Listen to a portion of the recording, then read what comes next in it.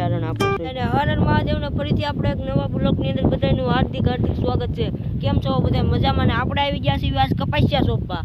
એટલે કપાસિયા ઉગી ગયા છે, આપણે વાવણી થઈ ગઈ છે મસ્તીની. અને આપણે તમારા ગામમાં વાવણી થઈ છે કે નહીં જરૂર કોમેન્ટમાં બતાડો કયો. અને આપણે આવ્યા છીએ કપાસિયા સોંપવા આપણે ખેતરની અંદર.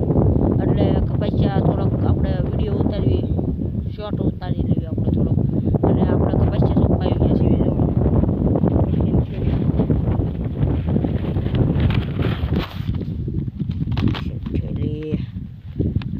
આ બિયારણ આપણે સોંપ્યું છે. આવું આ બિયારણ આપણે સોંપ્યું છે. અને આ કપાસિયા છે, આ કપાસિયા છે.